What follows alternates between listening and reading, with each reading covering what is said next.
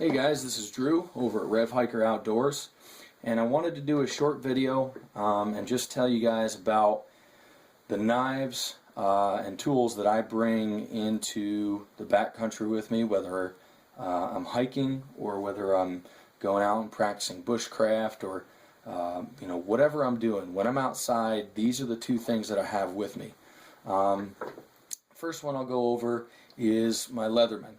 I bought the Charge TTi. I love it, and the reason that I spent all the extra money on this was this blade. This blade is made from S30V stainless steel. I sprung and paid the extra because this blade is many times better, in my opinion, than the 420 series that a lot of Leathermans have, and the 440 series of many other multi-tools and whatever else. This S30V gonna last a lot longer than other stainlesses. The edge retention is much superior, and I say that from experience. I'm not just kind of making this stuff up. I've had other Leathermans, I've had other multi-tools, and I've had abundance of cheaper stainless steel knives. Stainless kind of became all the rage because, oh look, it doesn't rust, but you pay a price. The edge retention is much less than that of a decent high carbon steel. One of the few exceptions is the S30V. There are some good stainlesses out there, don't get me wrong, but most of what you're going to buy in a store is going to be kind of cheap junk as far as blades go. The S30V just lasts so much longer. This thing will hold a shaving edge for a long time. I really like it. It's much harder than your 440s and stuff like that on the Rockwell scale. Edge retention is much better. It's just, when I'm counting on this thing out in the field, I don't want to say, hey, I saved the money on a blade.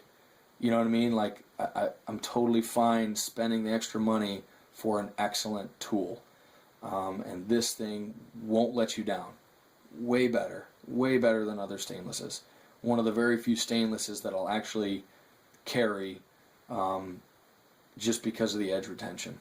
It's such a pain for me to resharpen. Before I really started learning about steels, my hunting knives were all like a cheaper stainless and stuff like that. And in the process of processing a deer, I'd have to resharpen 4 times between gutting, skinning, and then butchering. And it was just such a hassle. I thought, man, there's got to be a better way than this. I mean, this is a real pain. And I really could have resharpened more, but I just didn't want to take the time. It was so annoying. Then I started learning about steels, and I bought a good stainless blade. And for my hunting blade and bushcraft blade, I made my own because I didn't want to. I didn't really find anything that I really liked or that was in my price range. So I made this out of a Nicholson file, which was just kind of laying around. And even if you went to a store and bought them, they're only a few dollars. So anyway, this is the other blade that I carry. And this is a homemade file knife made from a Nicholson file. And just to tell you kind of how I made this, I've seen a lot of videos where guys anneal them first by heating them red hot and then letting them slowly cool. And then they reharden them afterwards in like a little forge or something like that. That's all well and good. It wasn't for me. I wanted to make sure I retained the hardness of the file and the temper, because in my mind I said, well, what could be better characteristics for edge retention than a file? I mean, these things are, they scrape down other metals and they still remain sharp. So that's what I did. I ground this thing, and when I did it, I kept it cool the entire time. This blade, this metal never got too hot to touch. I would do 1 or 2 passes on the grinding wheel, dip it in water. and not super cold water either. I never let it get too hot to touch. That's the key. If you're grinding and you see like little blue marks and stuff like that, that's a sign that the blade's getting too hot. You're losing the temper, you're losing the hardness. And if you get a little spot right here, the rest of your blade will be hard, and then this will be like a little soft spot. So it's important to keep it cool if you're going to do this way. If you want to go through and do a forge or anneal it yourself, then grind it and shape it and have it out to be heat treated, that's all cool, but I'd like to do it all myself. I have very limited tools. I pretty much did this entire knife with a grinding wheel and a whetstone. That's literally it. So, you know, whatever. You don't need a ton to make it, but you just have to be specific in how you do it. The other attributes I put on this knife was a 90-degree spine. And that's for when I'm striking a ferro rod, something like that. I want this edge to be really sharp. You never ever want to use your blade when you're scraping a magnesium strip or a ferro rod or anything like that. You want to keep this edge preserved. This can be your lifeline. This is your most useful tool. So you don't want to beat up the edge. Use the spine for everything that you don't need to use the blade for. I used JB Weld to put on the scales, which are micarta. It's a canvas micarta. I didn't make it myself, and I didn't buy it. I had it left over from when I used to be an aircraft mechanic, so I got lucky there. But there are plenty of places where you can buy micarta. Or you could just use wood. It doesn't really matter. This stuff is just tougher than a regular wood's going to be. If you do decide to not use brass pins in here like I did, and the only reason I didn't do that is because it's really tough to drill through a file, and I didn't want to go out and buy a masonry bit. I wanted to see how the epoxy would do just on its own. Make sure you get it cleaned really well. Use some rubbing alcohol and some cotton balls or something like that to really clean it up, and don't touch it before you epoxy it on there.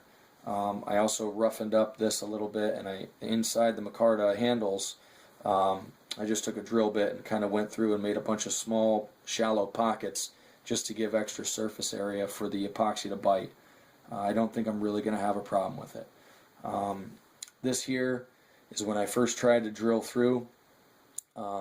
Didn't work. So I just filled it mostly in with epoxy, and I just left a little pocket there in case I ever want to use it as the topper for a bow and spindle. The micarta won't wear out, and your dowel will just sit in there, and it'll be a nice holder for it. So anyway, that's just a short review on this. I know this thing isn't pretty, so you don't have to tell me that it's ugly. I know it is. I didn't want it to be pretty. I didn't design it to be pretty. I designed this thing to be functional. It's super comfortable. It's got a choil so I don't slip forward and slice my finger.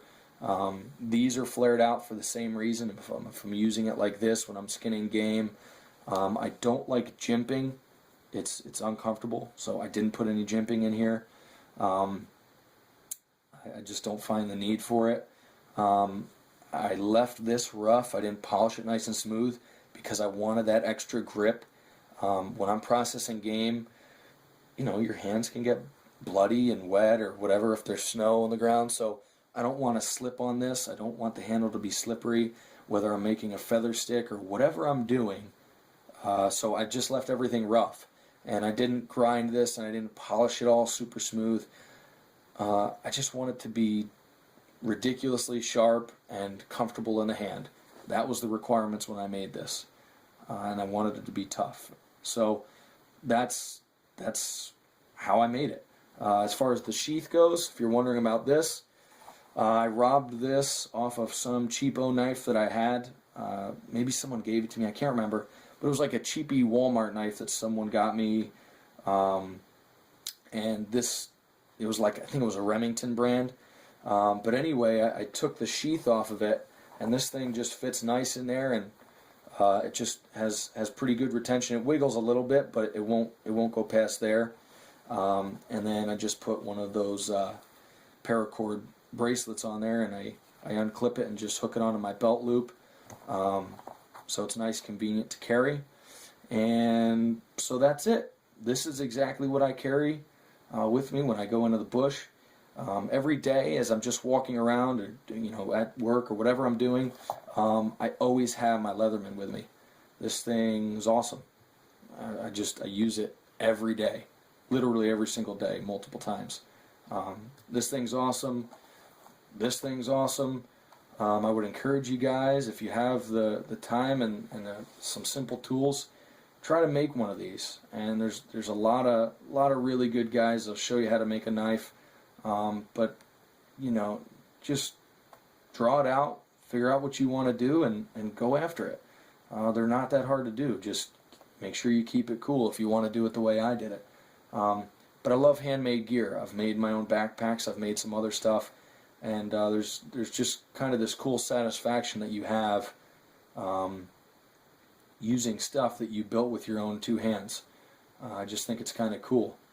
And if it breaks or if it fails in the field, I've got no one to blame but myself. So I guess that's the only downside. I can't send it out for warranty work or anything like I can with the Leatherman. But anyway, this is what I carry, guys. So comment, ask questions, feel free. I'll try to do my best to answer them if you have any questions further about how I made this. But thanks for watching, and don't forget to thumbs up and subscribe. Thanks, guys.